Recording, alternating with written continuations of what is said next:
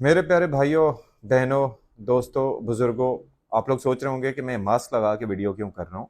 तो ऑब्वियसली इसका एक रीज़न है और बेसिकली ये वीडियो थोड़ा सा मेडिकल पॉइंट ऑफ व्यू से और पब्लिक अवेयरनेस के लिए मैं शेयर कर रहा हूँ। क्योंकि कराची में आजकल बहुत ज़्यादा केसेस रिपोर्ट हो रहे हैं इन्फ्लुएंज़ा या फिर फ्लू के। अब बेसिकली मास्क मैंने इसलिए लगाया हुआ है ताकि अगर कोई कैरियर कैरियर है साइलेंट, तो मैं उससे महफूज रह सकूं, या खुदा न खास्ता मैं अगर साइलेंट कैरियर हूं तो लोग जो हैं वो मुझसे महफूज रह सकें जो मेरे अतराफ़ में हैं। अच्छा, इन्फ्लुएंजा या फ्लू वायरस है क्या, और इसमें और कॉमन कोल्ड में क्या फ़र्क है? बेसिकली ये बड़ा मुश्किल है डिटरमिन करना। और आपको याद होगा कि कोविड-19 के दिनों में ये उस वक्त भी मुश्किल होता था कि भाई आपको जो वायरस है वो कॉमन कोल्ड है, आपको इन्फ्लुएंजा है या फिर आपको कोविड-19 है, और उसके बाद टेस्ट की वजह से पता चलता था कि ये बेसिकली हो क्या रहा है। अच्छा, एक चीज़ तो ये हो गई। दूसरी चीज़ ये है बेसिकली कि जो कॉमन कोल्ड है वो थोड़ा-सा आहिस्ता-आहिस्ता उसका वार होता है। आहिस्ता-आहिस्ता आपको ठंड लगना शुरू होती है, फिर फ्लू होता है, और फिर इसके बाद फ्लू नहीं बल्कि नज़ला वगैरह होता है, और इसके बाद आप अपने आप को बीमार फ़ील करते हैं। जबकि ये जो फ्लू है, इन्फ्लुएंज़ा, ये सडन इसका ऑनसेट होता है, यानी कि पहले आपके अंदर 1-2 दिन तक वायरस खामोश रहेगा। फिर 1-2 दिन के बाद जब तक आप ए कैरियर्स होंगे, उसके बाद फिर आहिस्ता-आहिस्ता फिर एकदम ही आपको बुखार होगा, बुखार के बाद फिर नज़ला ज़ुकाम होगा, फिर उसके बाद आपको खांसी का एक स्पेल होगा। तो ये फिर काफ़ी जो है वो एक संजीदा शक्ल इख्तियार कर लेता है। और फिर होता ये है, चूँकि एक वायरस है तो वायरस आपको पता है कि एयरबॉर्न भी होते हैं, फिर उनके ड्रॉपलेट्स भी होते हैं। यानी कि अगर मैं खाँसता हूँ इस कमरे में, तो मेरे जो ड्रॉपलेट्स होंगे वो फिर इधर-उधर फैल जाएँगे और फिर वो हवा में मुअल्लक़ रहेंगे। फिर मैं किसी दरवाज़े के हैंडल को हाथ लगाता हूँ, या गाड़ी के दरवाज़े को हाथ लगाता हूँ, या किसी सरफ़ेस को हाथ लगाता हूँ, अपने नाक या मुँह को हाथ लगाता हूँ, तो उससे ज़ाहिर है कि मैं वायरस का शिकार हो जाऊँगा। जो साइन्स हैं वो बेसिकली उसकी क्या हैं? बहती हुई नाक उसकी साइन है, आँखें आपकी सुर्ख हो जाती हैं। अ, फ़ीवर जो है वो कम से कम 100 डिग्री सेल्सियस से ज़्यादा का होना, फिर उसके बाद ड्राई कफ़ भी है, मसल और बॉडी पेन उसमें होता है, एपेटाइट आपकी नहीं रहती, आपको कुछ खाने-पीने का दिल नहीं करता, फिर नेज़ल कंजेशन हो जाती है, नाक आपको ऐसा लगता है कि उसमें कोई चीज़ फँसी हुई है, गला भी ऐसा ही है, बड़ी अजीब-सी फीलिंग होती है, मुझे यकीन करें नफ़रत होना शुरू हो जाती है, गला ऐसा हो जाता है कि जैसे उसके अंदर कोई चीज़ आपके तालू से टपक रही हो, और बड़ी वियर्ड आवाज़ भी आपकी चेंज हो जाती है। बड़ा अजीब-सा। फिर उसके साथ बाज़ केसेस में ये होता है कि आपको डायरिया भी हो जाता है, आपका स्टमक भी अपसेट हो जाता है। तो ये भी एक सिम्पटम्स में से है, और फिर आँखों का जिस तरह से मैं पहले तज़किरा कर चुका हूँ, वो उसके अंदर होता है। तो all in all it's not an easy thing to handle. और मतलब बेसिकली वायरस है, वायरस के अंदर आपको पता है कि अगर कोई सेकेंडरी बैक्टीरियल इन्फेक्शन ना हो, तो वो अपने तहीं अज़ खुद ख़त्म हो जाता है। तो उसका तरीक़ाकार ये है कि अगर आपको इन्फ्लुएंज़ा या फ्लू वायरस है, तो सबसे पहले कोशिश करें कि लोग मास्क पहनें।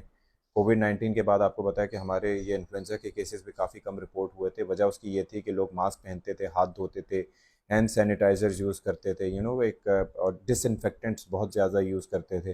तो उससे काफ़ी फ़र्क पड़ा था, लेकिन हम अपनी औकात पे वापस आ चुके हैं। उसकी वजह से अब ये वायरसेस दोबारा से फैल रहे हैं।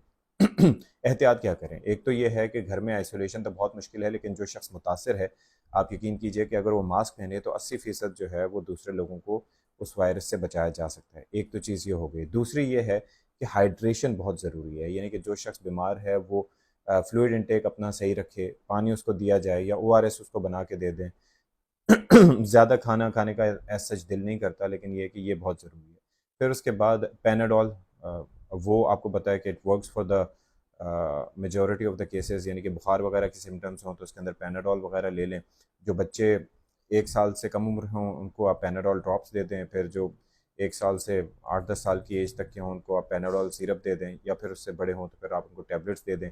फिर एरिनेक भी जो है वो बड़ा मुफीद अंदाज में काम करती है, अ, वो भी फ़ायदा दे सकती है। अच्छा, जिनको एलर्जी हो, तो फिर मैं जिस तरीके से अब कोशिश करता हूँ कि टेल्फास या फेक्सेट या इस तरह की जो टैबलेट होती हैं वो इस्तेमाल करता हूँ अलॉन्ग विद द पैनाडोल, तो it works just fine for me, अगर कोई खुदा न ख्वास्ता बैक्टीरियल इन्फेक्शन ना हो तो। फिर दूसरी चीज़ ये है कि जो बच्चे हैं तो उनको आप सॉफ्टिन दे सकते हैं एज़ एंटी एलर्जिक सिरप, या फिर आप उनको रेजिक्स दे सकते हैं।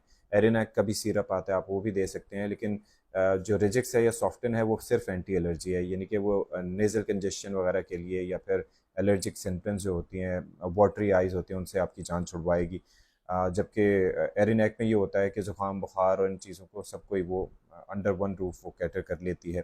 پھر سیرپس بھی آ جاتے ہیں مختلف، مطلب ڈرائی کف ہے اس کے الگ ہے، اور اگر وہ ہے تو وہ ظاہر ہے کہ کوئی معالج کسی کے پاس آپ جا کے دیکھیں گے تو وہ اس کو مشورہ دے کے، یعنی کہ کہانی اگر اس سے آگے بڑھے، یعنی کہ 5 سے 7 دن میں اگر یہ سارٹ نہ ہو تو پھر اس کے بعد آپ کو معالج کے پاس جانا پڑے گا، اور وہ پھر آپ کی کنڈیشنز کو دیکھتے ہوئے یا پھر میوکس کو دیکھتے ہوئے یا پھر سینے میں سے آواز آئے تو پھر وہ دیکھتے ہوئے پراببلی آپ کے چیسٹ ایکس رے کرے یا آپ کے سمٹمس کو دیکھتے ہوئے آپ کو کوئی اینٹی بایوٹک تجویز کرے گا یا کرے گی، لیکن آپ خود سے کوئی اینٹی بایوٹک نہ لیجیے گا۔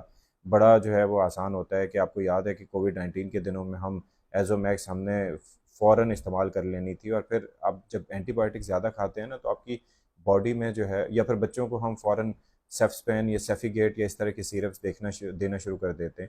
تو لوگوں خاص طور پہ معالج سے مشورہ کرنا بہت ضروری ہے، کیونکہ ظاہر ہے کہ گوگل پہ بھی بہت ساری معلومات ہوتی ہیں، لیکن اصل چیز ہوتی ہے معالج کی کہ وہ آپ کو کس طریقے سے مشورہ دیتا ہے۔ اچھا، اس کے اندر چکر یہ ہے کہ ریسٹ بہت ضروری ہے، اور دوسری چیز یہ ہے کہ مطلب بات یہ ہے کہ ریسٹ کریں گے تو ریسٹ کے نتیجے میں یہ ہوگا کہ آپ کی طبیعت ٹھیک ہونے کے چانسز زیادہ ہوتے ہیں۔ پھر ایک احتیاطی تدابیر کے طور پر میں یہ بتاتا ہوں کہ اپنے بچوں کی ویکسینیشن کا خاص طور پر خیال رکھیں، وہ بڑی ضروری ہیں کہ وہ ویکسینیشن ٹائملی ہوں تاکہ وہ کوئی بھی بخار یا کوئی بھی اس طرح کی کیفیت نمونیا میں تبدیل نہ ہو۔ ایک تو یہ چیز، دوسرا یہ کہ بڑے ہوں یا بچے ہوں، ایک چیز کا خیال رکھیں جو کہ میں نے آگے اس چیز کو ملحوظ خاطر رکھنا ہے کہ یہ جب سپٹمبر کا مہینہ بالخصوص شہر قائد کراچی میں شروع ہوتا ہے تو بڑا ڈسٹی اور ونڈی اور عجیب سا موسم ہوتا ہے، تو اس میں پہلے سے ہی آپ فلو کے شاٹس لے لیں۔ اس کی ویکسین ہوتی ہے، اس کی ویلیڈیٹی تقریباً 6 مہینے سے 1 سال تک کے درمیان رہتی ہے، تو وہ ہر سال اگر آپ اس ٹائم کروا لیں گے تو اگر آپ کو فلو ہوا بھی تو اس کی سیوریٹی اتنی زیادہ نہیں ہوگی۔ ایک تو چیز یہ ہے۔ دوسرا یہ ہے کہ اگر طبیعت زیادہ ناساز ہو تو وہ کہتے ہیں نا کہ طبیعت زیادہ خراب ہو تو معالج سے رجوع کریں اور ریسٹ کریں، پانی زیادہ سے زیادہ پئیں، بچوں کو اسکول ایسی کیفیت میں نہ بھیجیں، اور اسکولوں کو بھی چاہیے کہ بھائی you need to be very understanding, کہ آپ کو یہ خیال ہونا چاہیے کہ بچہ ایک اگر بیمار آئے گا تو لا محالہ وہ سب کو بیمار کرے گا، تو یہ بڑی ایک پرابلم ہوتی ہے۔ تو اگر پیپرز وغیرہ بھی چل رہے ہوں تو اس کے اندر بھی تھوڑی سی ذمہ داری کا مظاہرہ کرتے ہوئے اسکول والے بعد میں ان بچوں کے پیپر لے لیں جن کو بخار یا فلو یا کولڈ یا اس طریقے سے چیزیں ہیں، کیونکہ بچے سٹریس بھی بہت زیادہ لیتے ہیں اور پھر پریشان بھی بہت زیادہ رہتے ہیں۔ تو یہ ہے کہ کافی چیزیں جو ہیں وہ اپنے اور وہی ہاتھ دھوئیں، ماسک پہنیں، اور جس طرح سے میں نے یہ ماسک رکھا ہوا ہے تو میں بھی کوشش کرتا ہوں کہ ماسک پہنوں اور احتیاط جاری رکھوں، تو آپ بھی احتیاط جاری رکھیں اور اپنے آپ کو اور اپنے پیاروں کو ہر طرح کی بیماری سے بچائیں۔